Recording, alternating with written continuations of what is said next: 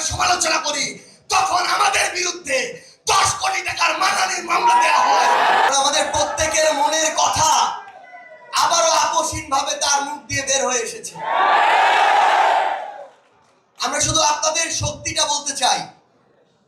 আজকে এখানে বাংলাদেশের 64 জেলা থেকে জাতীয় যুব শক্তির গুরুত্বপূর্ণ নেতৃবৃন্দ এখানে এসে উপস্থিত হয়েছেন। আপনাদের শক্তিটা আপনাদের বুঝতে হবে। আপনাদের যে কেন্দ্রীয় নেতৃবৃন্দ তারা আপনাদের উদ্দেশ্যে এই বাংলাদেশের জন্য একটা দৃষ্টান্ত তৈরি করেছেন। ছোটবেলায় আমাদের বাবা মায়েরা ইভেন এখনো এই স্বপ্ন দেখে তার ছেলে ডাক্তার হবে, ইঞ্জিনিয়ার হবে, লয়ার হবে, তার ছেলে বুয়েটে পড়বে, মেডিকেলে পড়বে, ঢাকা বিশ্ববিদ্যালয়ে পড়বে।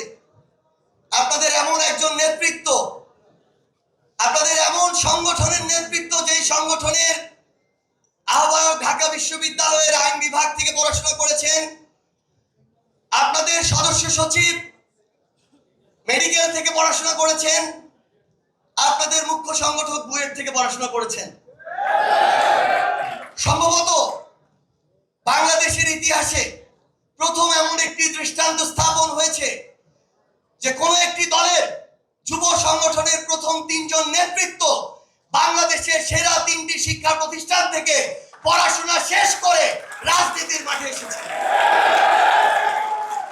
এই দৃষ্টান্ত আপনাদেরকে বাংলাদেশের আগামীর যুব তরুণদের রাজনীতির প্রত্যেকটি জেলা, উপজেলা, ইউনিয়নে স্থাপন করতে হবে। আজকে কিছুক্ষণ আগে এখানে আনি ভাই বলে গিয়েছেন যে ডিবি অফিসে তার সাথে আমাদের দেখা হয়েছিল।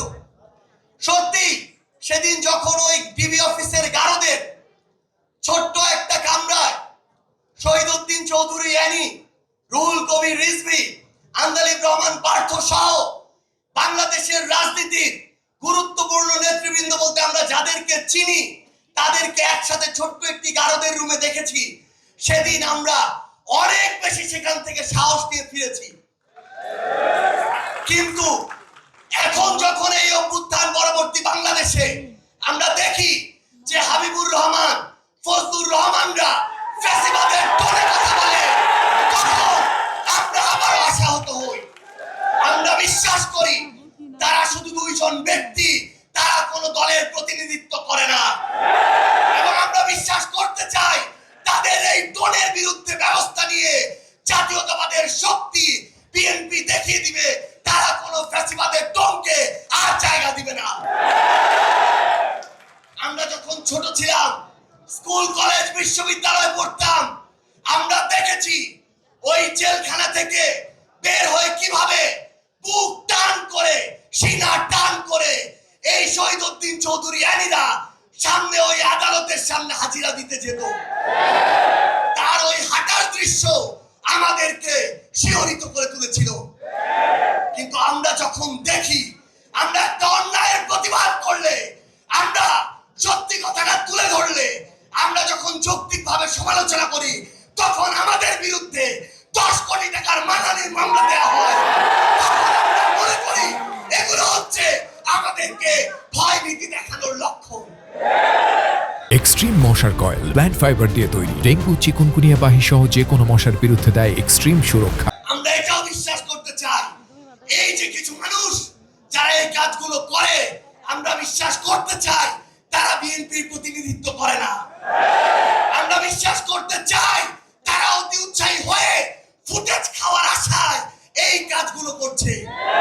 কিন্তু আমরা তখনই সেটা বিশ্বাস করতে পারবো যখন দেখবো এসব লোকদের বিরুদ্ধে ওই সেন্ট্রাল কমান্ড থেকে উপযুক্ত ব্যবস্থা নেওয়া হয়েছে। সেদিনে আমি একটি লেখা লিখেছিলাম। লেখার 2টা পার্ট ছিল, কারণ ঘটনা 2টা ছিল।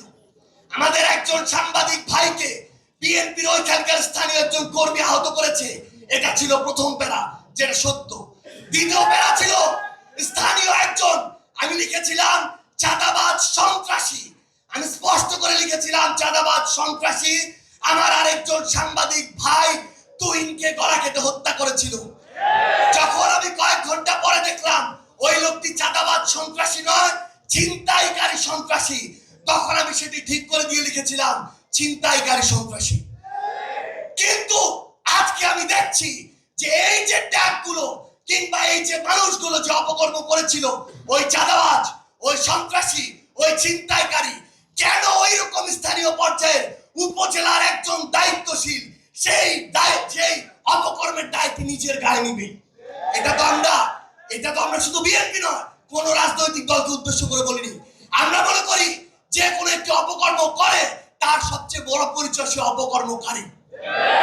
এবং আমরা চাই দলমত নির্বিশেষে সে যদি এনসিপির হয়, সে যদি যুব শক্তির হয়, তার বিরুদ্ধে আমরা আমাদের কণ্ঠস্বর উঁচু করবো।